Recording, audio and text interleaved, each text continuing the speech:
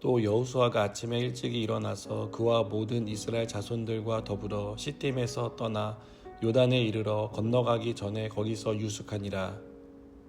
사흘 후에 관리들이 진중으로 두루 다니며 백성에게 명령하여 이르되 너희는 레위 사람 제사장들이 너희 하나님 여호와의 언약궤 매는 것을 보거든 너희가 있는 곳을 떠나 그 뒤를 따르라.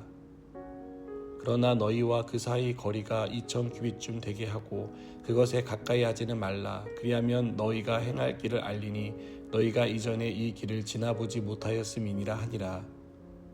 여호수아가 또 백성에게 이르되 너희는 자신을 성결하게 하라. 여호와께서 내일 너희 가운데 기이한 일들을 행하시리라. 여호수아가 또 제사장들에게 말하여 이르되 언약궤를 메고 백성의 앞서 건너라 하매 곧 언약궤를 메고 백성의 앞서 나아가니라. 여호와께서 여호수아에게 이르시되 내가 오늘부터 시작하여 너를 온 이스라엘의 목전에서 크게 하여 내가 모세와 함께 있었던 것 같이 너와 함께 있는 것을 그들이 알게 하리라.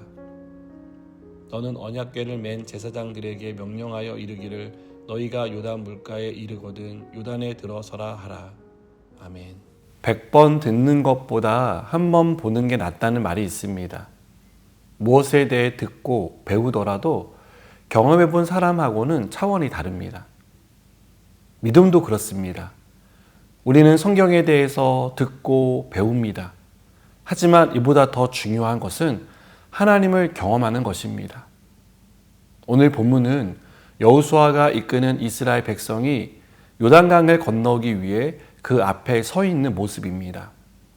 이스라엘 백성은 하나님이 약속하신 가나안 땅을 목전에 두고 있었습니다. 그런데 그 앞에 요단강이 놓여 있었습니다. 요단강을 어떻게 건너야 할지를 고민하는 여호수아에게 하나님은 8절에서 너는 언약궤를 맨 제사장들에게 명령하여 이르기를 너희가 요단 물가에 이르거든 요단에 들어서라 하라고 명령합니다. 우리는 이스라엘 백성이 출애굽한 직후 어떻게 홍해를 건넜는지를 알고 있습니다. 모세가 홍해를 향해 지팡이를 내밀자 바다가 갈라지고 마른 땅이 드러났습니다. 그렇다면 이번에도 똑같은 방식으로 여호수아가 요단강을 향해 지팡이를 내밀면 강이 갈라져 건너면 될 것 같은데 하나님은 다른 방법을 선택하십니다. 너희가 요단 물가에 이르거든 요단에 들어서라 라고 하신 것입니다. 요단강은 얕은 시냇물이 아닙니다. 잘못했다가는 물에 빠져 생명을 잃을 수 있을 정도로 폭이 넓고 깊은 강입니다. 여러분이 이런 명령을 받았다면 어떻게 하시겠습니까? 이스라엘 백성은 순종했습니다.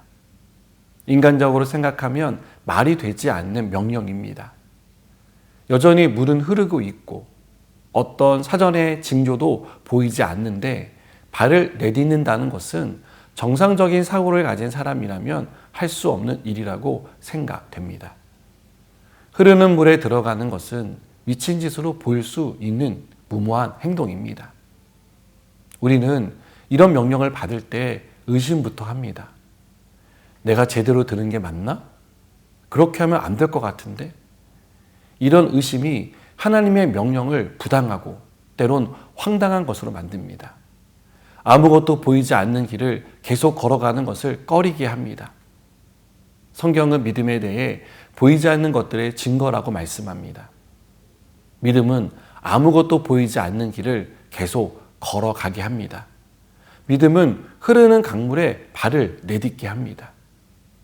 발을 내딛기 전까지 무섭고 주저하게 하지만 발을 내딛으면 하나님이 하실 것을, 믿음의 역사를 이루실 것을 기대하게 만듭니다. 처음 가는 길, 너무 크고 힘든 일이라 나서기를 꺼리는 일에 대해 믿음으로 발을 내디뎌야 합니다. 발을 내딛지 않으면 하나님이 하시는 일을 볼 수 없습니다. 하나님은 믿음의 걸음을 내딛는 사람의 발을 통해 흐르는 물을 건너게 하십니다. 용기를 내서 믿음의 발을 내딛으시기 바랍니다. 그 걸음을 통해 하나님은 새로운 역사를 써 내려가실 것입니다. 기도하시겠습니다. 오늘 우리에게 주시는 명령은 무엇인지를 우리가 주님 앞에 잠잠히 듣습니다. 그리고 그 명령 앞에 믿음으로 순종하기를 원합니다. 그 믿음의 순종 가운데 하나님이 역사하실 것을 믿습니다. 이 믿음으로 살아가게 하여 주옵소서. 예수님의 이름으로 기도드립니다. 아멘.